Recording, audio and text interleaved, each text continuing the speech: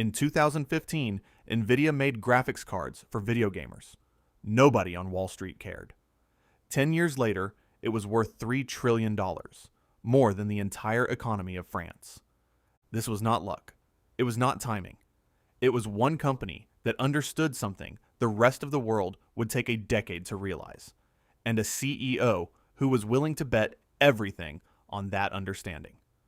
Today, you are going to learn exactly how that happened, and along the way, you are going to build the vocabulary you need to talk about technology, markets, and strategy like a professional.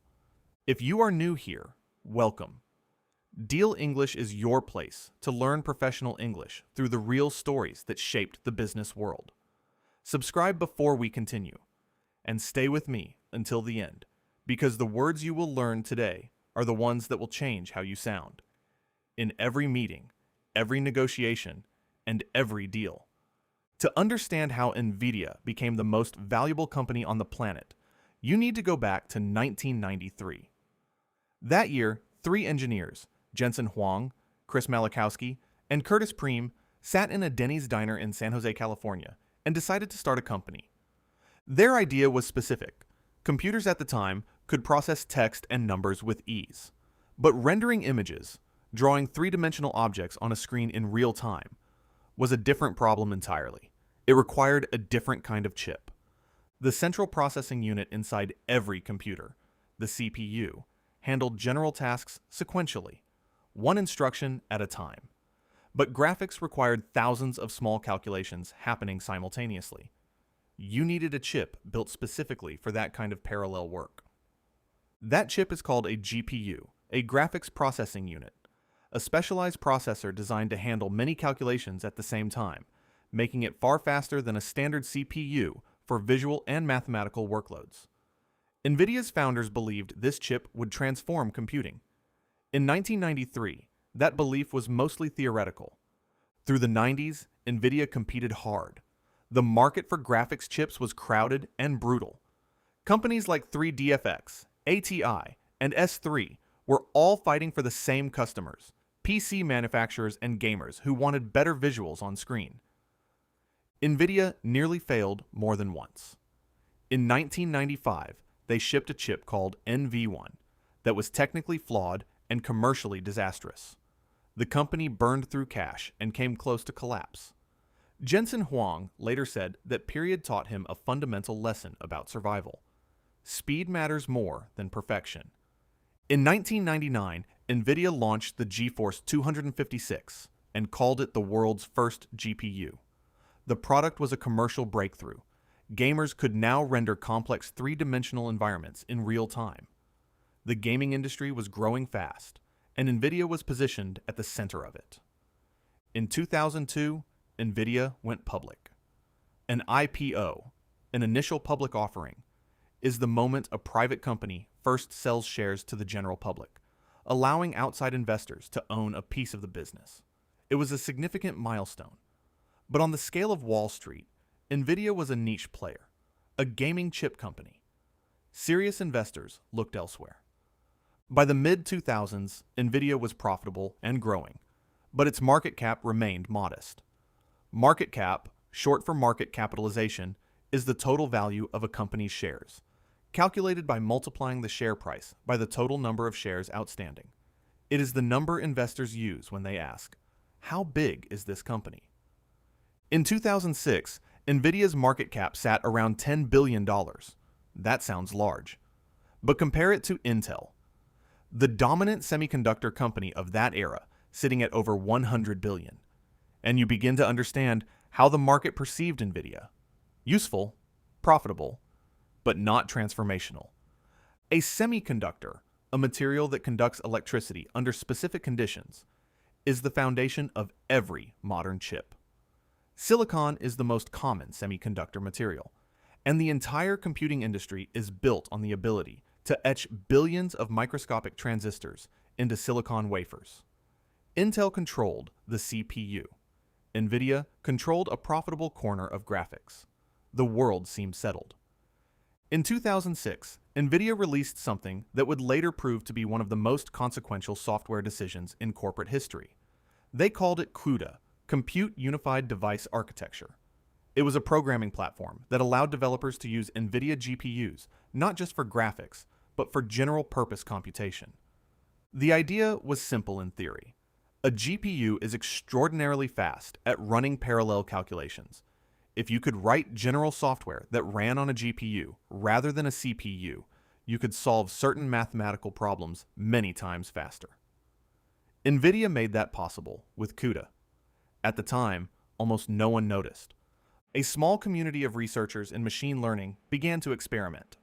Training an AI model requires running millions of matrix multiplications, mathematical operations that GPUs handle with exceptional efficiency. What previously took weeks on a standard CPU cluster could now be done in days on a cluster of NVIDIA GPUs. The results were striking, but the AI research community was small, underfunded, and largely ignored by the wider technology industry. In 2009, almost no one in finance or business had heard of deep learning. Jensen Huang was paying very close attention. In 2012, everything changed. A team of researchers at the University of Toronto, led by Geoffrey Hinton and his students, entered a global image recognition competition called ImageNet. They trained their neural network on NVIDIA GPUs using CUDA. Their model, called AlexNet, did not just win the competition, it destroyed the field. The second-place team had an error rate of around 26%. AlexNet achieved 15%, nearly half. The gap was so large it looked like a different category of technology. Within weeks, every serious AI research lab in the world had the same question. What hardware did they use? The answer was NVIDIA. Specifically, two consumer GeForce GTX 580 cards. Chips that had been designed and sold for video games. The AI research community began acquiring NVIDIA hardware as fast as they could. A quiet, fundamental shift had begun. Jensen Huang understood what the AlexNet result meant before most of the business world did. NVIDIA was already the hardware that had made the breakthrough possible. But Huang did not sit back and wait for customers to arrive. He made a decision that would define the next decade. He redirected enormous resources inside NVIDIA away from consumer gaming hardware and toward what he called AI infrastructure. The hardware, software, and systems that power the development and deployment of artificial intelligence at scale. This was not a small adjustment. It was a complete strategic reorientation. AI infrastructure, the physical and digital foundation that allows AI models to be trained, tested, and run, required chips of extraordinary power and reliability. And NVIDIA, through years of GPU development and the CUDA software ecosystem, was the only company positioned to supply them. Huang invested in new chip architectures built specifically for AI. The Tesla series, the Volta series, and then the A100, released in 2020. Each represented a significant leap in raw processing power. He also invested in keeping CUDA deeply integrated with every major AI research framework. Switching away from NVIDIA did not just mean buying a different chip. It meant rewriting your entire software stack. This is where NVIDIA's story becomes genuinely extraordinary. By 2020, the company had not simply built a good product. It had built what investors call a competitive moat, a durable structural advantage that makes it extremely difficult for competitors to take your customers, even if they build a comparable product. The moat had two walls. The first was hardware. NVIDIA's chips were genuinely the best available for AI workloads, faster, more efficient, and more reliable than any alternative. AMD was trying to compete. Intel was investing heavily, but neither had matched NVIDIA's performance on the benchmarks that mattered to AI researchers. The second wall was software. CUDA had been in development since 2006. Hundreds of thousands of researchers and engineers had built their careers using it. The entire global AI research ecosystem, from Google DeepMind to university labs to independent developers, was built on CUDA. A competitor could produce a faster chip, but the software infrastructure would not simply move with them. This combination, superior hardware and an entrenched software ecosystem, created a monopoly on AI computation that no competitor had yet managed to break. A monopoly, in this sense, does not necessarily mean owning 100% of a market. It means controlling it so completely that competitors cannot gain meaningful traction, regardless of what they offer. Then came the moment that exposed exactly how dependent the world had become on NVIDIA. In 2020 and 2021, a global chip shortage, a dramatic contraction in the availability of semiconductors worldwide, revealed the fragility of the modern supply chain. A supply chain is the complete network of suppliers, manufacturers, and logistics partners involved in delivering a product from raw material to end customer. NVIDIA designed its chips, but manufacturing them required one company above all others, TSMC, the Taiwan Semiconductor Manufacturing Company, the most advanced chip fabrication facility in the world. When global demand for chips surged, driven by gaming, cloud computing, electric vehicles, and emerging AI workloads, TSMC's capacity was stretched to its limits. NVIDIA chips became scarce. And scarcity, in a market where every buyer is desperate to secure supply, does something powerful to price and power. Scarcity, the condition in which demand for something significantly exceeds its available supply, shifted the balance of power entirely in NVIDIA's favor. AI labs that could not get chips fell behind. Labs that had established supply relationships with NVIDIA held a structural advantage over every competitor. On the 30th of November 2022, OpenAI launched ChatGPT. Within 5 days, it had 1 million users. Within 2 months, 100 million. No consumer technology product in history had grown that fast. The world suddenly understood, in a visceral and personal way, what artificial intelligence was capable of. And within hours of the launch, the question echoing through every boardroom, every government office, and every technology company on the planet was the same. How do we build this? The answer required NVIDIA chips. Not eventually, immediately. Every AI lab, every cloud provider, every technology company that wanted to train or deploy a large language model needed GPUs, and specifically NVIDIA GPUs. Microsoft, Google, Amazon, Meta, and dozens of others began ordering at a scale that had never been seen before. NVIDIA's revenue in the first quarter of 2023 was around $7.2 billion. By the first quarter of 2024, it was $26 billion, a 262% increase in 12 months. The stock price followed. From a low of around $112 in late 2022, NVIDIA shares climbed to over $900 by mid-2024, an increase of more than 700% in 18 months. As the stock climbed, serious questions emerged. Was NVIDIA's valuation justified, or had the market gone too far? A valuation is the process of estimating what a company is actually worth, typically measured by comparing its price to its earnings, its assets, and its growth prospects. At its peak in 2024, NVIDIA's price-to-earnings ratio, the multiple investors were paying relative to profit, was over 70. For comparison, the average S&P 500 company trades at around 20. Investors were paying 3.5 times the market rate for a share of NVIDIA's future. Skeptics argued the AI boom was temporary, that NVIDIA's customers, Microsoft, Google, Amazon, were building their own chips to reduce dependence, that the enormous capital investment flowing into AI data centers would eventually slow, and with it, demand for NVIDIA hardware. Believers pointed to the scale of what was being built. The AI infrastructure investment announced by major technology companies in 2024 alone exceeded $500 billion, and the vast majority of it ran on NVIDIA. Whether the valuation was rational depended entirely on how long that demand would hold. The NVIDIA story does not fit neatly into a conventional business narrative.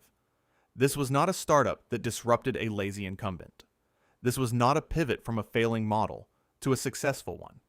This was a company that built something genuinely useful, waited for nearly 2 decades, and then found itself standing at the exact center of the most significant technological transformation since the internet. Jensen Huang understood GPUs before the world needed them at scale. He built the CUDA software ecosystem when it had almost no commercial value. he invested in AI infrastructure years before AI became a mainstream business conversation. The competitive moat NVIDIA enjoys today was not built in 2023. It was built in 2006 and maintained with discipline and consistency for 17 years. The lesson for anyone who studies business is uncomfortable but important. The companies that dominate the next era are often already built. They are operating right now, quietly doing work the market does not yet value. Recognizing them before the world catches up is the entire game. Before we finish, let us lock in the 10 terms you heard today. Write these down. Use them this week. Semiconductor, a material whose ability to conduct electrical current makes it the essential building block of every modern computing chip. GPU, a processor engineered to execute thousands of calculations simultaneously, making it far more efficient than a standard CPU for parallel tasks. Supply chain, the full sequence of organizations, processes, and logistics that transform raw materials into a finished product in the hands of a customer. Market cap, the combined market value of all a company's outstanding shares, used as the standard measure of a company's overall size. IPO, the first sale of a private company's shares to public investors, marking its transition from private ownership to a publicly traded entity. Monopoly, a market condition in which a single company exerts such dominant control that competitors cannot gain meaningful ground. AI infrastructure, the combined hardware, software, and network systems required to build, train, and operate artificial intelligence at commercial scale. Valuation, an assessment of what a company is worth today, typically based on earnings, assets, and projected future growth. Scarcity, a market condition in which the supply of something falls significantly short of the demand for it, increasing its perceived and actual value. Competitive moat, a structural advantage so deeply embedded in a business that competitors cannot easily replicate or overcome it, even with comparable resources. That is the NVIDIA story. A company built for games that ended up powering the future of intelligence itself. If this episode helped you, share it with one person who is learning business English. And if you want to go deeper into the world of semiconductors and the global chip race, the book I recommend is Chip War by Chris Miller, the definitive account of how a single category of technology came to control the global economy. The link is in the description. I will see you in the next episode.